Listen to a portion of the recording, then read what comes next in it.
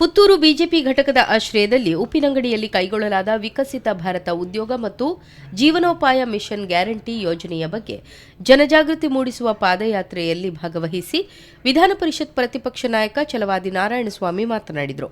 ಈ ಹಿಂದೆ ಇದೇ ಯೋಜನೆಯ ಹೆಸರನ್ನು 8 ಬಾರಿ ಬದಲಿಸಿದಾಗ ಕಾಂಗ್ರೆಸ್ ಬೀದಿಗಿಳಿಯಲಿಲ್ಲ. 9ನೇ ಬಾರಿ ಮೋದಿ ಸರ್ಕಾರ ಹೆಸರು ಬದಲಾಯಿಸಿದಾಗ ಕಾಂಗ್ರೆಸ್ ಚಡಪಡಿಸಿದೆ ಎಂದರೆ ಅದು ಹೆಸರು ಬದಲಾಯಿಸಿದ್ದಕ್ಕೆ ಅಲ್ಲ, ಬದಲಾಗಿ ಗಾಂಧಿ ಹೆಸರಿನಡಿ ಭ್ರಷ್ಟಾಚಾರ ನಡೆಸಲು ಅವಕಾಶ ಕೈತಪ್ಪಿದ್ದಕ್ಕಾಗಿ ಎಂದರು. ಅನುದಾನದ ವಿಚಾರದಲ್ಲಿ ಕಾಂಗ್ರೆಸ್ಸಿಗರು ಸುಳ್ಳು ಹೇಳುತ್ತಿದ್ದಾರೆ. ಬಾಯಿ ಬಿಟ್ಟರೆ ಸುಳ್ಳನ್ನೇ ಹೇಳುವ ಶಾಸಕ ಅಶೋಕ್ ಕುಮಾರ ಅವರಿಗೆ ತಾಕತ್ತಿದ್ರೆ ನಮ್ಮ ವೇದಿಕೆಗೆ ಬಂದು ಯಾವ ಅನುದಾನ ಬಂದಿದೆ ಎಂಬುದನ್ನು ತಿಳಿಸಲಿ. ಅವರು ಹೇಳಿದ ಒಂದೊಂದು ಸುಳ್ಳಿನ ಬಗ್ಗೆ ಅವರ ಬಟ್ಟೆ ಬಿಚ್ಚುತ್ತೇನೆ ಎಂದು ಖಾರವಾಗಿ ಪ್ರತಿಕ್ರಿಯಿಸಿದರು. ಮಹಾತ್ಮ ಗಾಂಧಿ ಅವರು ಏನ್ ಹೇಳ್ತಿದ್ರು, ಗ್ರಾಮ ಸ್ವರಾಜ್ಯ ನಿರ್ಮಾಣವಾಗಬೇಕು, ಆ ಗ್ರಾಮದಿಂದ ಈ ದೇಶವೇ ರಾಮರಾಜ್ಯವಾಗಬೇಕು. ಇದು ಅವರ ಕನಸು. ಅದಕ್ಕೆ ಚ್ಯುತಿ ಬಂದಿಲ್ಲ.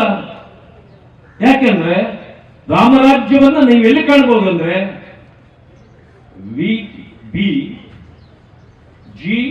ರಾಮ್ ಜಿ ಬಂದಿದೆಯಲ್ಲ, ವಿಕಸಿತ ಭಾರತ ಗ್ಯಾರಂಟಿ ರೋಜ್ಗಾರ್ ಆಜೀವಿಕಾ ಮಿಷನ್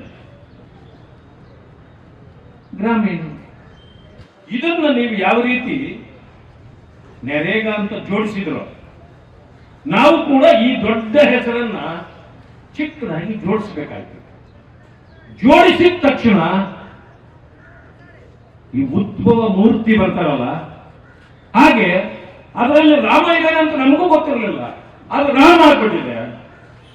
ಬಿತ್ತು ನೋಡಿ ಬೆಂಕಿ ಕಾಂಗ್ರೆಸ್ನವರ ಅಂಡಿಗೆ ಬೆಂಕಿ ಬಿದ್ದು ಬಿಟ್ಟಿದೆ. ಅವರಿಗೆ ಬರ್ನಾಲೇ ಸಿಗ್ತಾ ಇಲ್ಲ ಈಗ ಅವ್ರಿಗೆ ಹಚ್ಕೊಳ್ಳಕ್ಕೆ. ಸಭೆಯನ್ನುದ್ದೇಶಿಸಿ ಬಿಜೆಪಿ ಜಿಲ್ಲಾಧ್ಯಕ್ಷ ಸತೀಶ್ ಕುಂಪಲ, ವಿಧಾನ ಪರಿಷತ್ ಸದಸ್ಯ ಕಿಶೋರ್ ಕುಮಾರ್ ಪುತ್ತೂರು ಮಾತನಾಡಿ ರಾಜ್ಯ ಕಾಂಗ್ರೆಸ್ ಸರ್ಕಾರದ ದುರಾಡಳಿತವನ್ನ ಹಾಗೂ ತುಷ್ಟೀಕರಣ ನೀತಿಯನ್ನ ಖಂಡಿಸಿದರು. ಉಪ್ಪಿನಂಗಡಿ ಹೆದ್ದಾರಿ ಅಂಡರ್ ಪಾಸ್ನಿಂದ ಪ್ರಾರಂಭಗೊಂಡ ಪಾದಯಾತ್ರೆ ಪ್ರಮುಖ ಬೀದಿಗಳಲ್ಲಿ ಸಾಗಿ ಬಸ್ ನಿಲ್ದಾಣದಲ್ಲಿ ಸಂಪನ್ನಗೊಂಡಿತು. ಮಾಜಿ ಶಾಸಕ ಸಂಜೀವ ಮಠಂದೂರು, ಬಿಜೆಪಿ ಮುಂದಾಳುಗಳಾದ ದಯಾನಂದ ಉಜಿರೆಮಾರ್, ಶಿವಕುಮಾರ್, ಕರುಣಾಕರ, ಪ್ರೇಮಾನಂದ ಶೆಟ್ಟಿ, ಪ್ರಸನ್ನ ಮಾರ್ತಾ, ಆರ್ಸಿ ನಾರಾಯಣ, ವಿದ್ಯಾಗೌರಿ ಮತ್ತಿತರರು ವೇದಿಕೆಯಲ್ಲಿದ್ದರು.